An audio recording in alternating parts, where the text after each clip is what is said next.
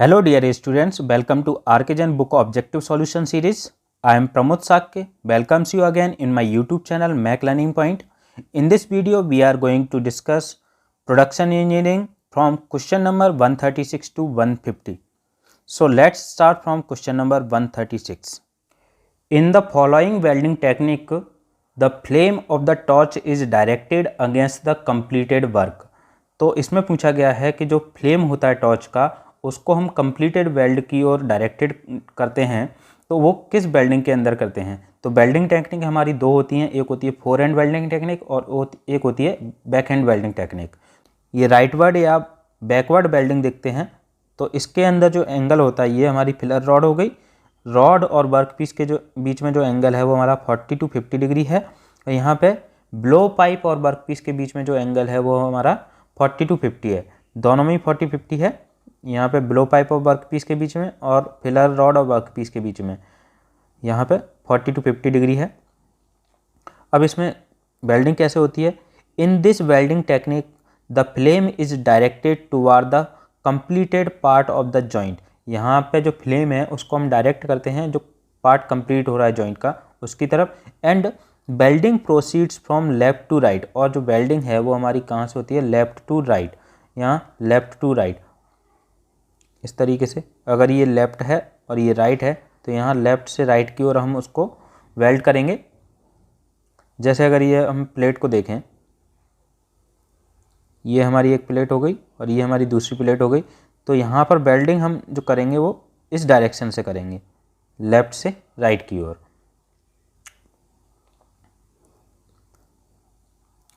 The filler rod is given a circular movement as it is feed into the flame, और यहाँ पे filler rod को हम circular movement देते हैं जब इसको फीड करते हैं।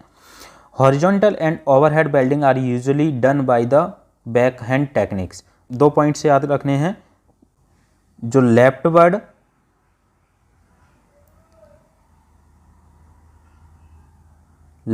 या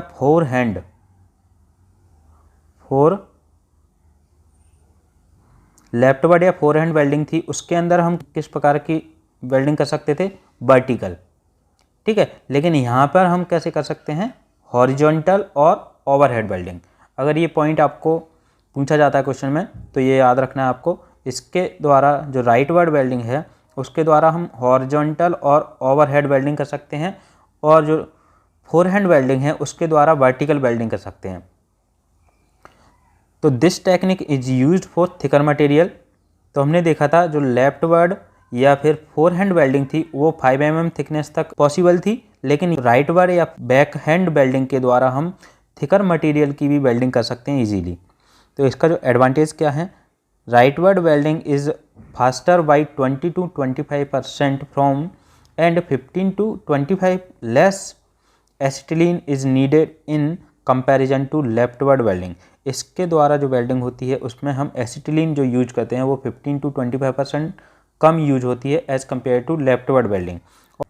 the mechanical properties of the weld are better due to the annealing effect of the flame which is directed on the completed weld. तो यहाँ पे एनीलिंग इफेक्ट के कारण जो मैकेनिकल प्रॉपर्टीज़ है वो अच्छी होती हैं राइटवर्ड वेल्डिंग के अंदर। तो ये एनीलिंग इफेक्ट होता है इसके अंदर, एनीलिंग इफेक्ट के कारण मैकेनिकल प्रॉपर्टीज़ अच्छी हो जाती हैं। थर्ड पॉइंट है amount of distortion in the work is minimum. जो डिस्टोर्शन है वो इसके अंदर बहुत मिनिमम होता है। इसमें ये याद रखना, the angle at which the torque is inclined to the surface being welded depends on the thickness of the metal. जो एंगल है सरफेस का, ये जो एंगल है वो हमारा किस पर डिपेंड करता है, थिकनेस पर डिपेंड करता है कि मेटल की जो थिकनेस है, शीट की जो थिकनेस है वो कितनी है। Thicker metals require a higher concentration of heat and consequently a larger torch angle. तो अगर प्लेट्स हमारी ज़्यादा थिक है तो उसमें हीट कंसंट्रेशन ज़्यादा रिक्वायरमेंट होगी और एंगल भी हमें ज़्यादा रिक्वायरमेंट होगा। तो ये आपको याद रखना है। तो यहाँ पे ऑप्शन नंबर डी करेक्ट हो जाएगा, बैक हैंड वेल्डिंग। नेक्स्ट है 137। इसमें पूछा है the acetylene cylinder is filled with a material saturated with. तो एसिटिलीन सिलेंडर क्या होता है, बहुत ही फ्लेमेबल होता है, एक्सप्लोसिव होता है। ऑक्सीजन के साथ ये रिएक्ट करने के बाद बहुत ही फ्लेमेबल हो जाता है, एक्सप्लोसिव हो जाता है, इसलिए इसको मास पैक मटेरियल के साथ फिल्ड किया जाता है जो होता है एसीटोन। तो यहाँ पे देख सकते हैं, acetylene is highly unstable and flammable and would explode in elevated pressure when reacting with oxygen in the air. तो एसिटिलीन हमारा बहुत ही अनस्टेबल होता है और फ्लेमेबल होता है। ये क्या है, एक्सप्लोड कर सकता है एलिवेटेड प्रेशर पर जब ये ऑक्सीजन के साथ रिएक्ट करता है। तो storing acetylene gas in cylinders under pressure is very dangerous. तो एसिटिलीन को सिलेंडर के अंदर स्टोर करना बहुत ही डेंजरस हो सकता है। Acetylene cylinders filled with a porous mass packing materials that is saturated. जो एसिटिलीन है उसको सिलेंडर के अंदर हम mass packing material, porous mass packing materials जो सैचुरेटेड होते हैं उनके साथ फिल करते हैं। इन मटेरियल्स को हम क्या कहते हैं, एसीटोन्स कहते हैं, या फिर इनको कहते हैं डाई मिथाइल फॉर्मेमाइड। ठीक है, ये नाम याद रखना है, कभी ये आ सकता है या फिर एसीटोन आ सकता है। तो एसीटोन या फिर डाई मिथाइल फॉर्मेमाइड, ये जो मटेरियल है इनके साथ हम इसको फिल करते हैं। In which the acetylene is dissolved to prevent explosive decomposition, जिसके कारण जो एसिटिलीन डिजॉल्व हो रहा है वो प्रिवेंट करता है एक्सप्लोसिव डिकम्पोजिशन को। This is for cooling purpose in the event of thermal decomposition and to ensure that there is no free space left for acetylene gas। तो यहाँ पे ये कूलिंग पर्पज़ के लिए यूज किए जाते हैं, जिससे जो थर्मल डिकम्पोजिशन हो रहा है एसिटिलीन का वो कूल हो सके और फ्री स्पेस जो एसिटिलीन को मिल रहा है वो फ्री स्पेस क्या हो जाता है, यहाँ पर रिमूव हो जाता है। It also prevent the formation of high pressure air pocket inside the cylinder. और ये किसको प्रिवेंट करता है, formation of high pressure air pockets, high pressure air pocket के फॉर्मेशन को भी प्रिवेंट करता है। Dissolved acetylene in acetone will no longer be in contact with the oxygen. तो ये जो एसिटिलीन एसीटोन में डिजॉल्व हो गई है वो क्या है, ऑक्सीजन के साथ कॉन्टैक्ट में नहीं आ पाती है। This and is not subjected to decomposition, और डिकम्पोजिशन भी नहीं होता उसका। Acetone is used because it is capable of dissolving large amount of acetylene gas under pressure without changing the nature of the gas। तो acetone इसलिए हम use करते हैं क्योंकि ये कैपेबल होती है large amount of acetylene gas को डिजॉल्व करने में। तो इसका आंसर क्या हो जाएगा, ऑप्शन नंबर डी हो जाएगा, एसीटोन। नेक्स्ट है 138, oxygen to acetylene ratio in case of oxidizing flame is. ये ऑक्सीडाइजिंग फ्लेम है, इसके अंदर कितना रहता है ऑक्सीजन और एसिटिलीन का रेशियो 1.2 to 1.5 ये रहता है। ये हम लोग पहले भी डिस्कस कर चुके हैं, इसमें ऑप्शन में दिया ही नहीं है। तो ऑक्सीजन टू एसिटिलीन रेशियो हमारा कितना रहता है 1.2 to 1.5, किसी किसी बुक में दिया है 1.15 से 1.5 तक। ठीक है, तो यहाँ पे जो रेशियो है हमारा 1.2 to 1.5 रहता है, ऑप्शन में कहीं पे भी नहीं दिया है इसमें। अगर ये इस तरीके का आता है तो लगाना आप ऑप्शन। अब यहाँ पे जो बुक में दिया है ऑप्शन, इसका बुक में दिया है ये ऑप्शन नंबर सी दिया है, तो ये तो रॉन्ग ऑप्शन है।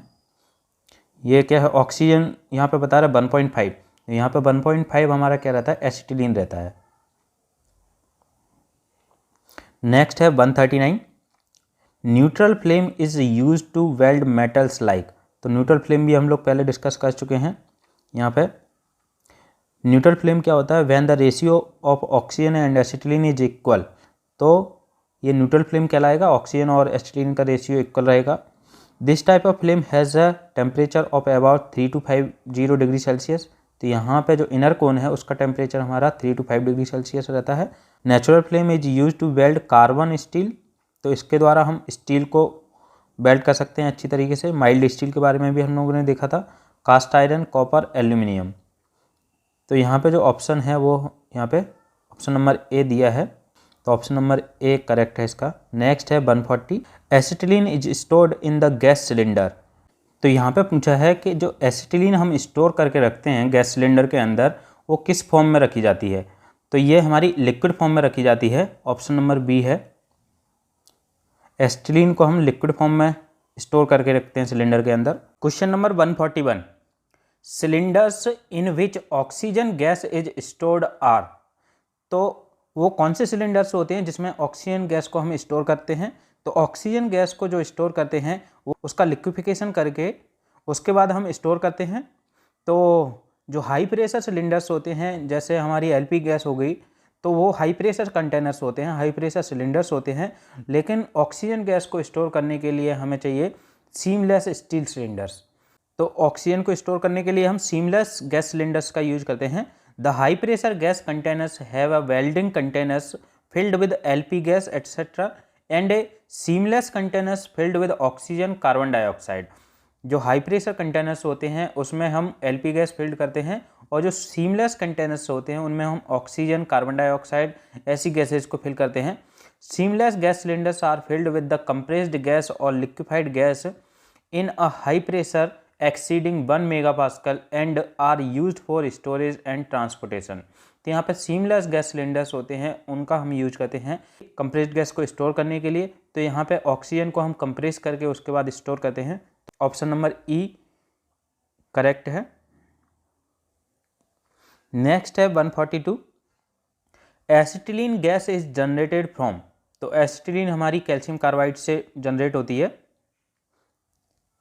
यहाँ पे देखते हैं, acetylene is produced by any of the 3 method. 3 method से हम प्रोड्यूस कर सकते हैं। By reaction of water with calcium carbide, second है by passage of a hydrocarbon through an electric arc. अगर हम हाइड्रोकार्बन को इलेक्ट्रिक आर्क से पास करवाते हैं तो वहाँ पे एसिटिलीन फॉर्म होता है, और जब वाटर कैल्शियम कार्बाइड के साथ रिएक्शन करता है उस समय भी एसिटिलीन फॉर्म होता है। By partial combustion of methane with air और ऑक्सीजन। अगर पार्शियल कंबशन करें हम मीथेन का एयर के साथ या फिर ऑक्सीजन के साथ, तब भी एसिटिलीन फॉर्म होता है। तो acetylene is a fuel gas which is chemical product of calcium carbide and water. तो यहाँ पे रिएक्शन है CH2 प्लस में H2O, यहाँ पे ये कैल्शियम कार्बाइड हो गया प्लस में वाटर हो गया। यहाँ पे इन दोनों की जब रिएक्शन होती है तो ये बनता है हमारा एसिटिलीन। यहाँ पे ये कैल्शियम ऑक्साइड हो गया और ये एसिटिलीन हो गया C2H2। तो इसका आंसर क्या हो जाएगा? Acetylene gas is generated from calcium carbide. Option number E हो जाएगा।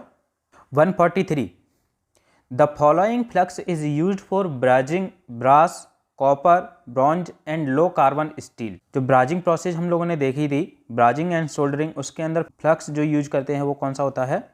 यहाँ पे ये आप लोग रीड कर लेना, हम लोग पहले भी डिस्कस कर चुके हैं ये। यहाँ पे फ्लक्सेस के बारे में देखते हैं। When hard soldering the cheap flux is borax. जब हम हार्ड सोल्डरिंग करते हैं the cheap flux is borax, तो जो फ्लक्स होता है हमारा मेन फ्लक्स जो होता है वो होता है borax, which may be obtained in powder, granulated और स्टिक फॉर्म। जिसको हम ऑब्टेन कर सकते हैं पाउडर फॉर्म में भी, ग्रेनुलेटेड फॉर्म में या फिर स्टिक के फॉर्म में ऑब्टेन कर सकते हैं। It may be dissolved in hot water to form a paste and is then applied to the joint by means of brush. तो यहाँ पे ये जब इसको हॉट वाटर के साथ डिजॉल्व करते हैं तो ये एक पेस्ट बना देता है, पेस्ट के फॉर्म में बन जाता है। And is then apply to the joint, और उसके बाद हम जॉइंट के ऊपर इसको ब्रश की सहायता से अप्लाई करते हैं। Stick borax is supplied in the form of cone and is rubbed down on a rough slate with water to form a paste.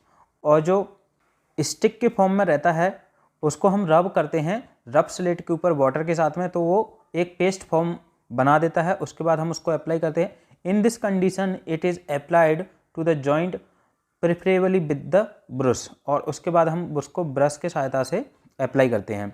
The action of the flux is three fold. जो flux का जो कार्य होता है वो क्या होता है देखते हैं। It is use to prevent an oxide forming along the joint faces as they are heated. जो जॉइंट फेसेज होते हैं वहाँ पे ऑक्साइड फॉर्मेशन को ये प्रिवेंट करता है। सेकंड है a cleansing medium to remove the dirt, और ये क्लीनिंग मीडियम का भी काम करता है डर्ट को रिमूव करने के लिए। थर्ड है it adds the capillarity of the molten metal and facilitated it's flow around and through the joint. तो यहाँ पे फ्लक्स जो है वो कैपिलरी एक्शन प्रोवाइड करता है किसको, मोल्टन मेटल को, जिसके कारण मोल्टन मेटल क्या करती है, फ्लो करती है अराउंड द जॉइंट। ये 3 प्रकार के कार्य होते हैं फ्लक्स के। तो इसका आंसर क्या हो जाएगा, flux is used in brazing brass, copper, bronze and low carbon steel. तो फ्लक्स हम कौन सा यूज करते हैं, बोरेक्स और विद वेटिंग एजेंट हमारा वाटर हो गया, तो mixture of boric acid and borax and a wetting agent. तो ऑप्शन नंबर ए करेक्ट है इसका। नेक्स्ट है 144, oxidising film is use to weld metals like. तो ऑक्सीडाइजिंग फिल्म हम लोग पहले भी डिस्कस किए हैं। तो यहाँ पे जो ऑक्सीजन और एसिटिलीन का रेशियो है वो 1.2 to 1.5 रहता है, और it is use for the following cases, to weld copper, brass, bronze and zinc bearing alloys. तो ऑक्सीडाइजिंग फ्लेम के द्वारा हम कौन सी मेटल्स की वेल्डिंग कर सकते हैं, कॉपर हो गया, ब्रास हो गया, ब्रॉन्ज हो गया, जिंक हो गया। तो ऑप्शन नंबर बी करेक्ट हो जाएगा। नेक्स्ट है 145, the gas torch is usually lighted by a friction lighter because. तो यहाँ पे जो गैस टॉर्च है जब हम उसको लाइट करते हैं, इग्नाइट करते हैं, तो उसमें से एकदम से एक फ्लेम निकलता है जो ऑपरेटर्स के लिए बहुत ही हार्मफुल होता है। तो इसलिए ऑपरेटर की सेफ्टी को ध्यान में रखते हुए फ्रिक्शन लाइटर के द्वारा उसको लाइट करते हैं। तो इसलिए ऑप्शन नंबर डी हमारा यहाँ पे करेक्ट है। नेक्स्ट है 146, metals like copper and brass can be welded by. तो ऑक्सीडाइजिंग फ्लेम के बारे में हम लोगों ने देखा अभी, ऑक्सीडाइजिंग फ्लेम के द्वारा हम कॉपर, ब्रास, ब्रॉन्ज, जिंक इस प्रकार की मेटल्स को इजीली वेल्ड कर सकते हैं। ऑप्शन नंबर ए करेक्ट हो जाएगा। नेक्स्ट है 147, positive type torch works on. Torch कितने प्रकार की होती हैं वो देखते हैं। Types of welding torch, the following type of welding torch are available. First होती है low pressure welding torch, equal pressure welding torch, और थर्ड है हाई प्रेशर वेल्डिंग टॉर्च। तो लो प्रेशर वेल्डिंग टॉर्च देखते हैं। This type of torch is used in low pressure welding. इस प्रकार की जो टॉर्च होती है लो प्रेशर वेल्डिंग में यूज की जाती है। This is also called injector type blow pipe. इसको हम इंजेक्टर टाइप ब्लो पाइप भी कहते हैं। Low pressure blow pipe contains an injector through which high pressure oxygen passes, sucking low pressure acetylene with it। तो यहाँ पे low pressure blow pipe होता है, उसके अंदर एक इंजेक्टर होता है, इंजेक्टर के थ्रू एक हाई प्रेशर ऑक्सीजन को पास करते हैं जो क्या करती है, लो प्रेशर एसिटिलीन को सक करती है। This type of torch is used where acetylene is produced from an acetylene generator. तो इस प्रकार की टॉर्च को हम वहाँ पे यूज करते हैं जहाँ पे एसिटिलीन जनरेटर की सहायता से जो एसिटिलीन है प्रोड्यूस होती है। A hydraulic non return back pressure valve is incorporated between the gas generator and the torch to avoid chance of back fire. तो यहाँ पे एक हाइड्रोलिक नॉन रिटर्न वॉल्व लगा रहता है between the gas generator and the torch, इसके कारण हम बैक फायर के जो चांसेस हैं उनको अवॉइड करते हैं।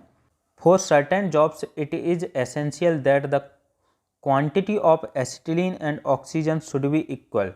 तो कुछ जॉब्स के लिए हम ये ध्यान में रखते हैं कि जो क्वांटिटी है एसिटिलीन और ऑक्सीजन की वो क्या हो, बराबर हो।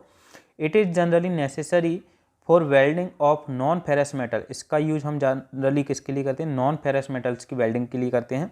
This type of torch both acetylene and oxygen are taken from the cylinder where pressure is sufficient for gases to reach the mixing chamber easily.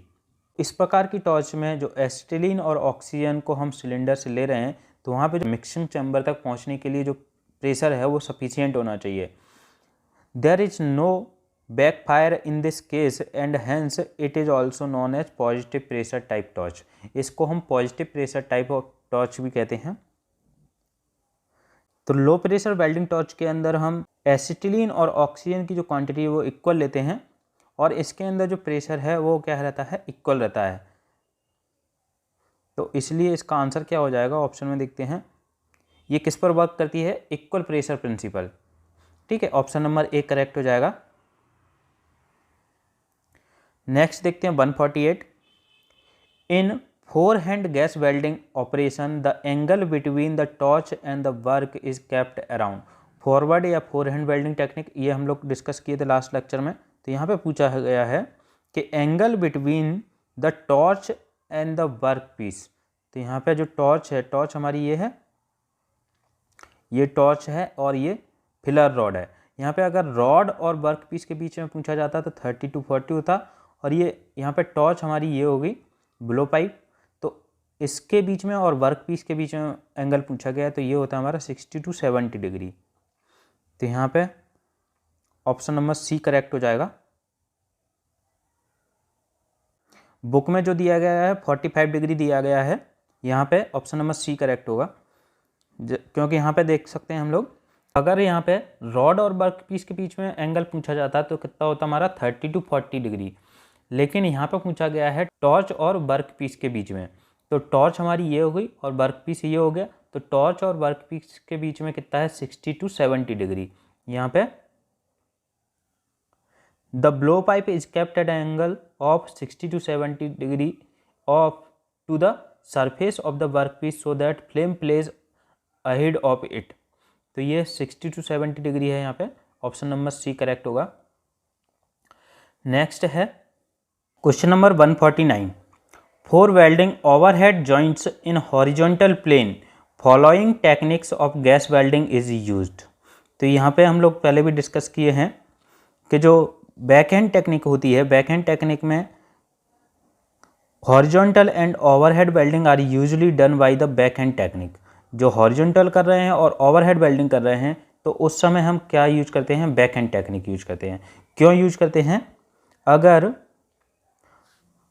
ये हमारा इलेक्ट्रोड इस तरीके से है, यहाँ पे ये फोर हेड वेल्डिंग कर रहे हैं और इलेक्ट्रोड हमारा एंगल पे रहता है, तो ये इलेक्ट्रोड हो गया। अगर हम बैक हैंड मतलब इस डायरेक्शन से हम इस डायरेक्शन की ओर जा रहे हैं, यहाँ से इस डायरेक्शन में जा रहे हैं, बैक हैंड बैकवर्ड जा रहे हैं, तो यहाँ से इलेक्ट्रोड भी हमारा इस डायरेक्शन में मूव करता जाएगा। तो अगर इसमें से कुछ मोल्टन मेटल ड्रॉप हो रहा है या नीचे की ओर, तो वो ड्रॉप कहाँ होगा, यहीं पे होगा, क्योंकि हमने यहाँ पे वेल्डिंग की तो यहाँ पे ड्रॉप होगा, यहाँ पे वेल्डिंग की थोड़ा बहुत, यहाँ पे ड्रॉप होगा, और यहाँ पे हमारा हैंड मूवमेंट रहेगा। तो जो वेल्ड मेटल है वो हमारा कहाँ है, उससे पहले ही ड्रॉप होगा। अगर हम फोरहैंड की बात करते हैं तो फोरहैंड के केस में क्या होगा, ये हमारी मेटल होगी और ये यहाँ पे इलेक्ट्रोड हो गया, और हम यहाँ से इस डायरेक्शन में मूव करते जा रहे हैं, ठीक है। यहाँ से आगे की ओर मूव करेंगे तो यहाँ पे पहले हम यहाँ पे स्टार्ट करेंगे वेल्डिंग, तो यहाँ पे वेल्डिंग स्टार्ट करेंगे तो यहाँ पे जो मोल्टन मेटल है वो हमारी नीचे की ओर इस डायरेक्शन में यहाँ पे ड्रॉप होगी, तो यहाँ पे क्या होगा, ये हार्मफुल रहेगा ऑपरेटर के लिए। तो इसीलिए हम बैकएंड टेक्निक यूज करते हैं ओवरहेड वेल्डिंग करने के लिए। तो यहाँ पे ऑप्शन नंबर बी करेक्ट होगा। नेक्स्ट है 150। The surface cracks in the weldment of non magnetic alloy can be inspected bye. तो सरफेस क्रैक्स को चेक करने के लिए, सरफेस क्रैक्स को डिटेक्ट करने के लिए कुछ मेथड्स होते हैं। तो यहाँ पे जो फ्लोरेसेंट टेस्ट होता है, फ्लोरेसेंट टेस्ट के अंदर हम क्या है, एक लाइट पास कराते हैं जहाँ पे भी क्रैक्स हैं वहाँ पे, जिससे हम क्रैक्स को डिटेक्ट कर पाते हैं। तो यहाँ पे ये डिफरेंट मेथड है। Crack detection techniques includes, first है रेडियोग्राफी, रेडियोग्राफी या एक्सरे भी बोलते हैं इसको। तो इसके अंदर क्या होता है, this is used for detecting internal defects. तो इसका यूज हम किस लिए करते हैं, इंटरनल डिफेक्ट्स को डिटेक्ट करने के लिए। जैसे पाइप वॉल हो गई, इंटरनल जो पाइप है, पाइप के अंदर कोई डिफेक्ट है तो उसको डिटेक्ट करने के लिए हम रेडियोग्राफी का यूज करते हैं। A radiation source is placed inside the pipe and film is wrapped around the outside. Radiography is normally used during manufacture of construction because of access and safety issue. तो ये हम वहाँ पे use करते हैं जहाँ मैन्युफैक्चरिंग और construction work होता है वहाँ पे। Fluorescent dye penetration, fluorescent dye penetration ये बहुत ही इंपॉर्टेंट मेथड है वेल्डिंग के अंदर। This test based on the principle that the coloured liquid dyes and fluorescent liquid penetrates into the cracks. तो इसमें क्या करते हैं हम, कोई कलर्ड लिक्विड रहता है या फ्लोरेसेंट लिक्विड रहता है, उसको हम पेनिट्रेट करते हैं क्रैक्स के अंदर। सपोज ये हमारा यहाँ पे वेल्डिंग की है और ये वेल्ड पूल है, और यहाँ पे अगर क्रैक्स बन रहे हैं इसके अंदर, ठीक है, इसके इस वेल्डिंग के अंदर कोई क्रैक्स बने हैं, तो यहाँ पे क्या करेंगे हम, फ्लोरेसेंट डाई एक लिक्विड है, उस लिक्विड को इसके अंदर पोर करेंगे। तो उस लिक्विड को पोर करने से उसके अंदर डिफेक्ट्स को डिटेक्ट कर पाते हैं हम। It is use to check surface defects in metals, plastic, ceramics, glass etcetera. जो नॉन मैग्नेटिक अलॉयज होते हैं उनके अंदर हम इजीली सरफेस डिफेक्ट्स को डिटेक्ट कर पाते हैं। This technique is particularly useful in situation where direct access is limited, जहाँ पे डायरेक्ट एक्सेस लिमिटेड रहता है, but where a fluorescent liquid can be poured, जहाँ पे फ्लोरेसेंट लिक्विड को इजीली पोर कर सकते हैं। The surface subsequently examined remotely using fibre optics. Next है मैग्नेटिक पार्टिकल इंस्पेक्शन। इसके अंदर क्या होता है, magnetic particle inspection is a non destructive testing method. ये एक प्रकार का नॉन डिस्ट्रक्टिव टेस्टिंग मेथड रहता है that can detect surface defects in ferromagnetic material. अगर हमें फेरोमैग्नेटिक मटेरियल के अंदर डिफेक्ट्स को डिटेक्ट करना है तो वहाँ पे हम मैग्नेटिक पार्टिकल इंस्पेक्शन का यूज करते हैं। Magnetic particle inspection is often carried out to help determine an items fitness for use और कन्फर्मिटी। तो MPI मेथड का यूज हम किसी भी आइटम या किसी भी मटेरियल की फिटनेस को चेक करने के लिए करते हैं कि वो मटेरियल हमारा यूज करने के लिए फिट है या नहीं। A direct current pass through the component creates positive and negative poles on either sides of the crack. तो इसके अंदर हम क्या करते हैं कि जो भी कंपोनेंट है जहाँ पे क्रैक्स को चेक करना है तो उसके अंदर हम करंट पास करेंगे, तो वो जो करंट है वो एक पॉजिटिव और नेगेटिव पोल बना देता है क्रैक्स के दोनों side. The surface is painted white and iron oxide powder sprinkle on forming lines along the crack. तो यहाँ पे सरफेस को हम पेंट कर देते हैं वाइट से, और आयरन ऑक्साइड का जो पाउडर है उसको स्प्रिंकल करते हैं, जिससे लाइंस फॉर्म हो जाती हैं क्रैक के दोनों साइड। नेक्स्ट है eddy current detection. It is routinely used as an inspection tool for detection of surface और sub surface defect.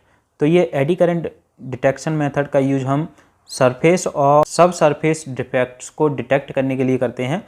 AD current patterns due to the defects are detected using excitation and detection probes. इसमें detection probe की सहायता से हम सब surface या surface defects को detect करते हैं। Ultrasonic examination. It is probably the most versatile of the inspection techniques and used routinely as an inspection tool. In angle beam mode, ultrasonic examination can detect cracks like defects down to less than 1 mm in size and can be used to size cracks down to less than 3 mm. तो ultrasonic examination test के द्वारा हम ऐसे defect जो 1 mm size से भी कम है उनको हम डिटेक्ट कर सकते हैं। Using compression probes, it can also be use to measure pipes और ट्यूब वॉल थिकनेस। हम कंप्रेशन प्रोब्स का यूज करें तो it can also be use to as a measure of pipe को मेजर करने के लिए यूज कर सकते हैं, ट्यूब वॉल थिकनेस को मेजर करने के लिए यूज कर सकते हैं। Which is valuable when only nominal design dimensions are available. It is not however suitable for the detection of surface और नियर सरफेस डिफेक्ट। तो अल्ट्रासोनिक एग्जामिनेशन का यूज़ हम वहाँ पे नहीं कर सकते हैं जहाँ पे सरफेस डिफेक्ट्स को डिटेक्ट करना हो, या फिर सरफेस के पास में जो डिफेक्ट होते हैं नियर सरफेस। तो सरफेस के पास में जो डिफेक्ट होते हैं उनको डिटेक्ट करने में ये हेल्पफुल नहीं होता है। इसके द्वारा हम ऐसे क्रैक्स को डिटेक्ट कर सकते हैं जो 1 mm से कम है। तो यहाँ पे ऑप्शन में देखते हैं, surface cracks in the weldment of non magnetic alloy can be inspected bye. तो यहाँ पे फ्लोरेसेंट टेस्ट होता है। इसमें क्या करते हैं कि लाइट पास करते हैं हम, जहाँ पे भी क्रैक्स हैं उसके अंदर लाइट पास करते हैं। अगर क्रैक से लाइट हमारी पास हो जाती है तो समझ में आ जाएगा। अगर यहाँ पे अंदर क्रैक्स हैं तो हम यहाँ से लाइट पास करेंगे, तो यहाँ पे क्या होगा, लाइट अगर पास कर रही है तो इसका मतलब क्या है कि यहाँ पे क्रैक्स हैं। सरफेस क्रैक्स हैं। अगर लाइट पास नहीं कर रही है तो इसका मतलब ये है कि वहाँ पर क्रैक्स डेवलप नहीं है। तो ऑप्शन नंबर सी है इसका। So thanks for watching. If you like the video please share with your friends. अगर आपने अभी तक इस चैनल को सब्सक्राइब नहीं किया है तो चैनल को सब्सक्राइब करें और लेटेस्ट वीडियो की नोटिफिकेशन के लिए बेल आइकन को प्रेस करें, जिससे आपको लेटेस्ट वीडियो की नोटिफिकेशन मिल जाएगी। तो चलिए मिलते हैं नेक्स्ट वीडियो में।